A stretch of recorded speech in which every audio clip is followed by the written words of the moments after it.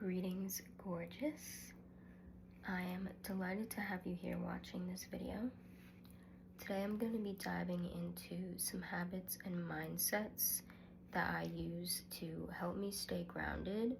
Some of these I've been doing for a long time. Some of them I've just recently incorporated into my daily life, and I've already seen them make a difference. I've honestly been sleeping better than I was just a week ago, sleeping through the whole night and waking up with more ease, waking up without this urgency of everything I need to get done in a day. And so I just wanted to share these habits and mindsets with you so that maybe they can help you as well, because my intention has been to have a greater sense of ease from deep within, a very centered energy of calm that comes from a calm nervous system and moving from a place of being relaxed so that I can move through life less reactive to stressors and therefore move with more ease. So the first thing I'd like to talk about is clearing your space. A clear space is a clear mind. Having a clear space will bring clarity to your mind. So I think it's really important to devote time daily throughout your day to just keep your place in check. And this can just be taking a few minutes when you're at home to put things away where they belong. So if you got ready in the morning and you have some clothes out, just fold them up, put them away. Any things that can be put back into place, just take a few minutes to do that throughout your day, and it's really going to help keep your home in order, and setting up your environment for success is going to set you up for success. So it's also important to clear out what you don't need physically in your space. And I think the changing of seasons is an amazing time to do that. So in my region right now, it is fall. We're moving from summer, transitioning to winter, the colder months. And there's spring cleaning. That is a term a lot of people are familiar with. I think it's just as important to do a fall cleaning, because the summer is like this high energy, hot, heavy, juicy time. And then you're moving into fall where things slow down, things are going into hibernation, trees are going into dormancy, everything is slowing down. And that is a good time to clear out your space, because you are also likely going to be indoors more if you're in a colder climate, at least. Either way, no matter your climate, I think moving and transitioning and clearing with the seasons is a really beautiful way to stay in alignment with yourself and your mind, and it just creates a nice sort of flow when you're moving with the seasons. So I really like to use the seasons as a time to reflect, to cleanse, to clear, to create, maybe create intentions of how I want this next season to go, what I want to bring into fruition. And also with new seasons, new things are coming about. And when you clear out the things you don't need anymore, you put things maybe into storage that you will be using again, but not for a while. You get them out of the way. You clear space, you open up space for new things to come in, new opportunities. Maybe your workflow changes with the seasons depending on your clients or what you are doing. And so you want to clear space to allow for those changes and embrace them. And you could even think of it with clothing. Maybe it's a good time to go through your drawers and just pick out one thing from each drawer that you don't need anymore, because that makes room for you to expand your wardrobe for this next season, or what parts of you you're embodying next. Maybe you're embodying a certain element of yourself and you want to express that more through your style, and so you're going to make some room for some new things to come into your wardrobe. So clearing space, baseline, important thing that is going to set you up for success and give you a peace of mind when you wake up in the morning and you make your bed and you put some things away, or you wake up and you have a clean kitchen, which is lovely.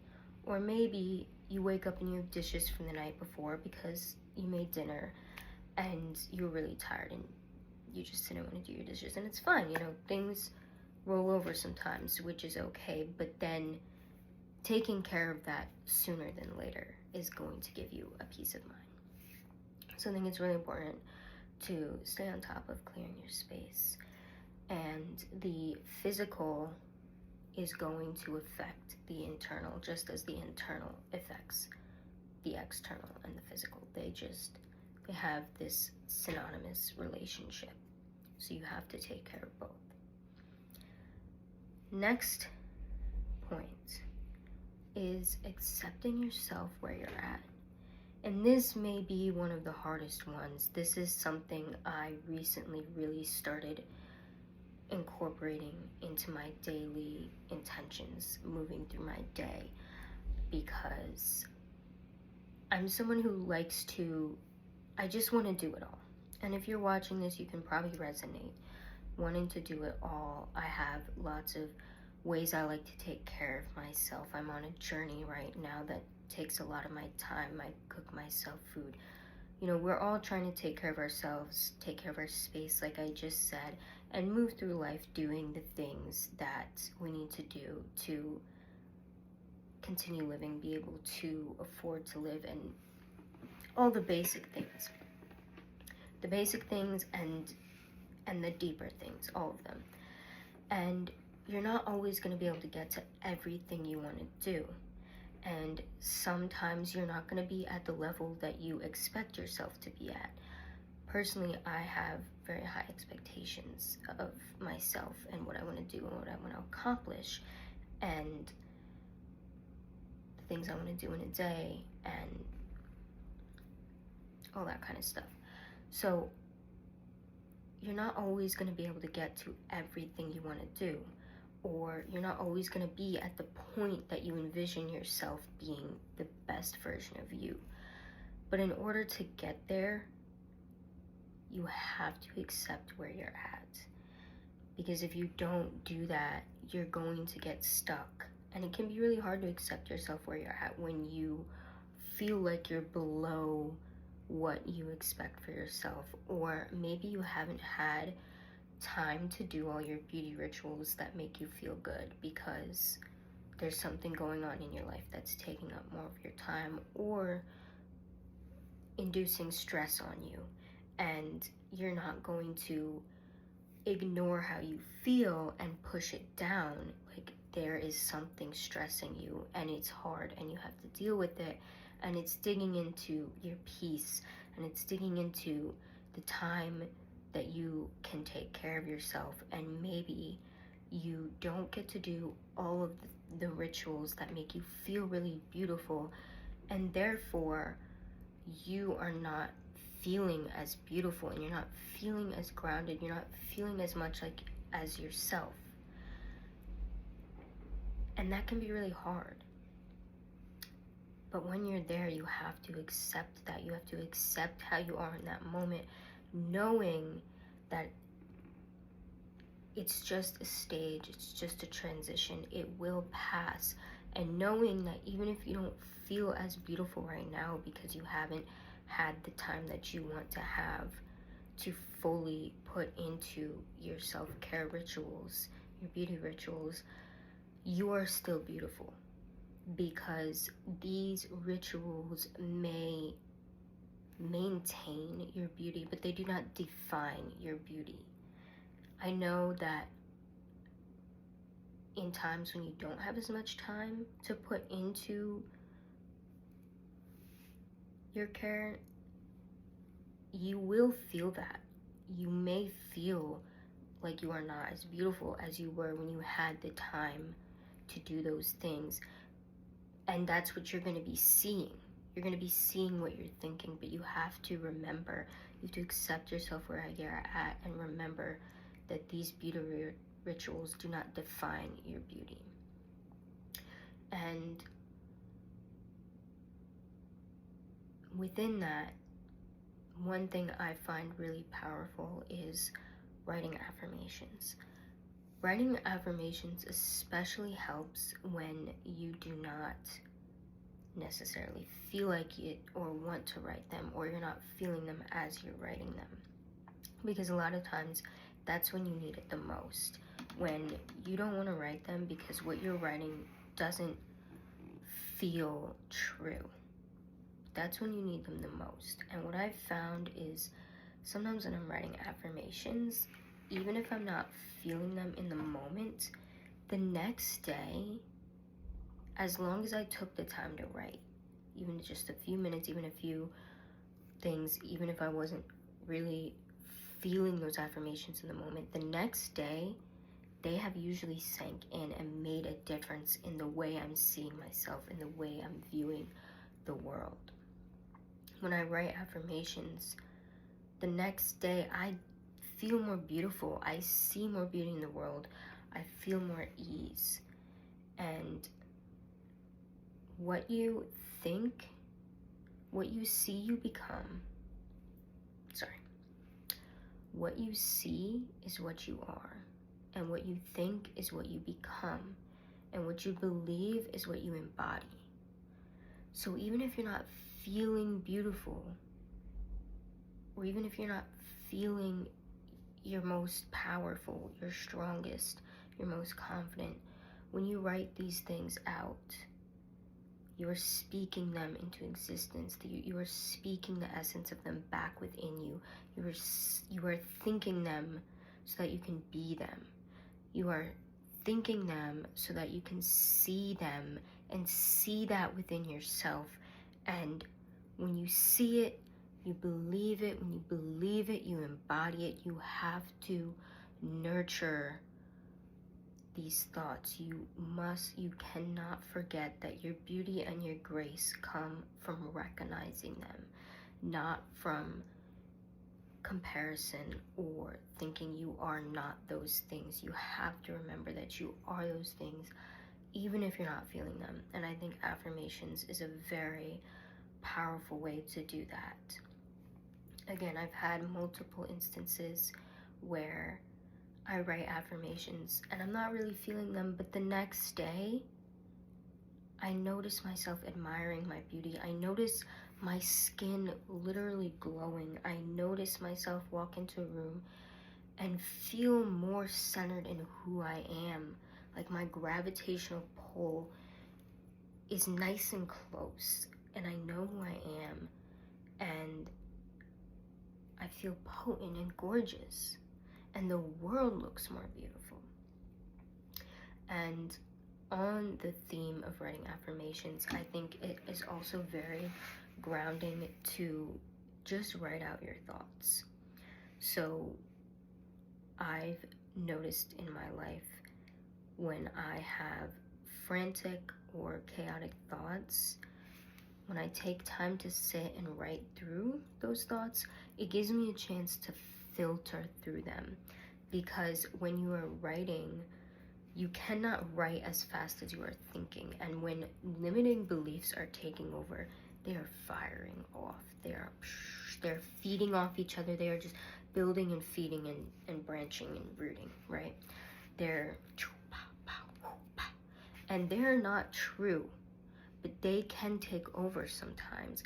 And so when you sit and write, and you have to be more intentional about each thought you are writing out, it gives you a chance to write the truth, because the truth are the good things.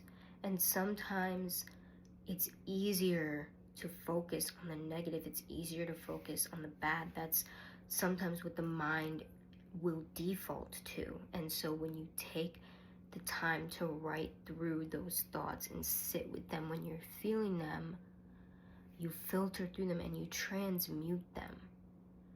You take that energy, because when you feel chaos or when you feel stress, limiting beliefs, any that ball of tension, that is energy, and you can channel it. You can channel the chaos into calmness. Some of my most grounded moments have come from frantic energy, just frantic. Usually for me, it's just trying to do too many things all at once, wanting to do it all. Sit down, I write, and it becomes it's a growing experience.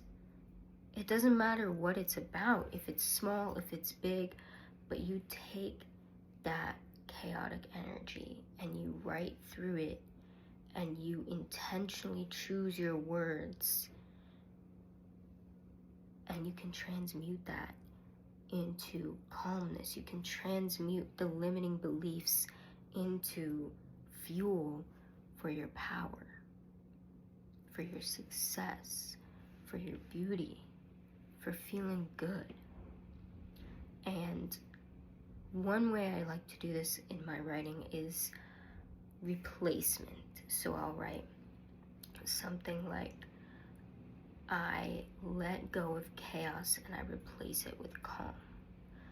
I let go of tension and I replace it with ease. I let go of anger and I replace it with understanding. So that's a little bit of a frame if you want to try that on. So writing is a really powerful tool through affirmations, sitting with your thoughts, and yes, that's what I have on writing for you. And I am actually, speaking of writing, going to reference my notes here because I had a few things I wanted to address.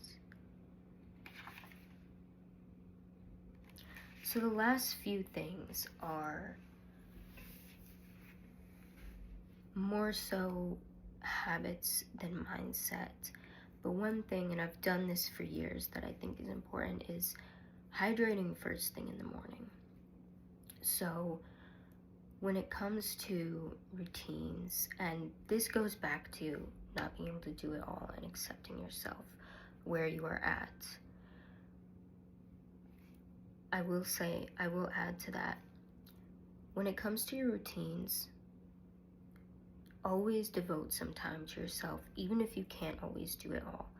I did make a video about confidence and beauty rituals and how beautifying yourself makes you confident and how confidence makes you beautiful. So if you want to watch that, you can check that video out. And I go deeper into beauty rituals and confidence in that video. And one thing I mentioned in that video that I'd like to touch upon here is doing these, taking the time and devotion for your beauty without pressure. You don't want it to feel like a chore, because I know right now on social media, glowing up, healing, being in your soft girl feminine era is very much booming, and there are so many things circulating, like lymphatic drainage, dry brushing, gua sha, facial massage, hair care. There is so much, and I think it's very important in your beauty rituals to do things that are making you feel good. These rituals are to fuel you, not to put pressure on you to have a 17-step routine every morning. Maybe you don't always have time to do everything that you like to do in the morning, so maybe it's on the weekends you take more time, and on a weekday when you don't have as much time, you're still gonna do some things, but your ritual does not have to be the same every day. It doesn't have to be the same. It can flow with your schedule. So on the topic of that, I will say there are a few things I always do every morning. Every morning I hydrate before I eat anything or have my tea. I always drink a full glass of water. And one thing I've been doing recently that has really been setting my day up for success, as I said in the beginning of this video, that calm, centered energy from within the nervous system. I've been holding on to my water in the morning, and I like to drink water with a little splash of ACV, just a little bit, because I like it to, I want to enjoy my morning water. So just do a little ACV, and lately I've been adding a squeeze of lemon, which I find so delicious. So I just do a little lemon, little ACV, and I've been sitting with my glass, holding it in both hands in front of my heart, and just saying a few affirmations in the morning with my eyes closed, and sending gratitude to my body, to the water, sending love, intentions of love and ease into that water, sending the energy of love and ease into that water, and furthermore then speaking that those things, those same intentions, be transmuted to my cells. So I think of all the cells in my body, and in charging this water with those intentions and energy of love, ease, peace, calmness, whatever it may be, I also send those to my cells, and I also say something like, in charging this water with ease, I nourish my cells with ease through hydrating my body. Something like that. And this is just 5 minutes, and it's something I honestly just started doing this week, and it's part of what has made me notice myself being more at ease and sleeping fully through the nights. And it's just a 5-minute practice of being intentional, and sort of a first step into meditation, I would say. Maybe not necessarily first step, but a way you can incorporate meditation if it seems like something that is daunting, because in a way that is a meditation. It's a prayer to myself. It's me honoring my body and just taking a moment to set intentions within my body for the day. So hydrating in the morning and charging your water. And one thing that actually made me start doing this was, well, for one, I was watching a video someone else made, and she was speaking on envisioning your cells and sending them ease. And I thought that seems like a really great way to prime the nervous system to be at a baseline of ease, rather than just having ways to come back to ease throughout the day as you're reacting to stressors and getting frustrated easily. Like, just being baseline more centered. And also, a friend of my brother's years ago had a bunch of books on water, and although I do not have the exact research and backing for this, there is a line of research study beliefs on the chemical components of water, and how when you hold it a certain way or give it intentions or send, it absorbs energy, and the components, the actual chemical composition of the water can change with energy. And I honestly, intuitively, that's just something I choose to believe. So intuitively, that just makes sense to me. And it's like with anything, like I was saying before, you become what you think, you are what you see. all that kind of stuff. Like, energy is so strong. It really makes a difference. It is a vibrational thing that truly reverberates from within outward. It reverberates on a level that maybe you don't physically see happening, but it is affecting the material world as much as it is internally. And internal, external, material, physical, spiritual, emotion, mental, to me, all those things, they are not separate, they are one. They are interconnected. Another thing I started doing just last week, as well as charging my water, is eating breakfast early in the morning. Not at 11, not at 12, but eating breakfast within the first hour that I wake up. And this I started doing because I was reading that your cortisol is at its highest in the morning because it spikes and that's what wakes you up. And I drink matcha every morning. That's an everyday ritual for me is my matcha. I'm not going anywhere without my tea. I will be late. I have to have my tea. Okay. So for me, that's one of those things that is a daily ritual. And I've never been someone who feels jittery from caffeine. It doesn't make me stressed or anything. But I was just having some trouble sleeping on and off over the past couple months as a new transition in my life was happening. I've been entering a new chapter, doing a new journey, and sleeping, which before wasn't an issue, it was becoming a little rocky for me. And this past week I've been sleeping through every night, and I can't pinpoint one single thing to say that it's done that, but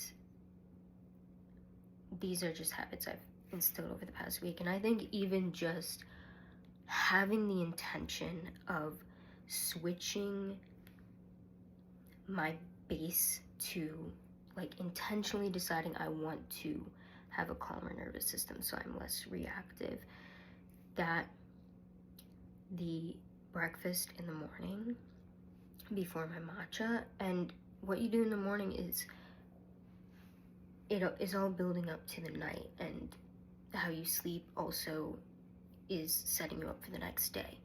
So breakfast is far from bedtime, and I read some other things about this that I don't remember off the top of my head, but mostly it's about that cortisol spike. And when you eat within the first hour of waking up, it helps regulate your cortisol levels. And cortisol is the stress hormone. So if you're regulating your cortisol levels, you're going to be regulating your body, your internal, your cells, and the way your body is moving and operating to keep yourself at a calmer level. And last but not least, a fun little one, I have been taking a bath once a week, and that has been so lovely. I have been using bath bombs from this brand Bathorium, as well as their flakes. They have these magnesium flakes, but also Epsom salt is just as good. And the Epsom salt I've been using is actually my friend's mom. She has this big mason jar of salt, Epsom salt, that she puts her empty essential oil bottles into, and the salt extracts like the last bits that are in there, and she just like lets it sit.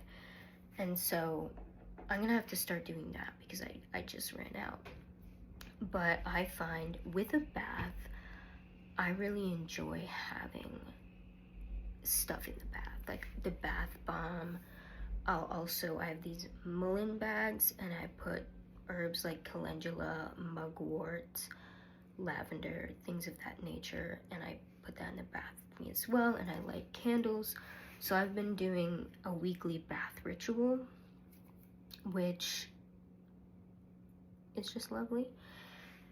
And for that, I do recommend having having some things. Like, I wouldn't usually, there's so much you can do without buying stuff, but I do really think a bath is good when you have a bath bomb or some petals or anything of that nature.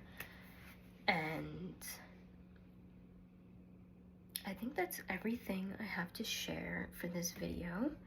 So I think I'm gonna wrap it up here. I do want to make one more note back from an earlier point of accepting yourself where you're at.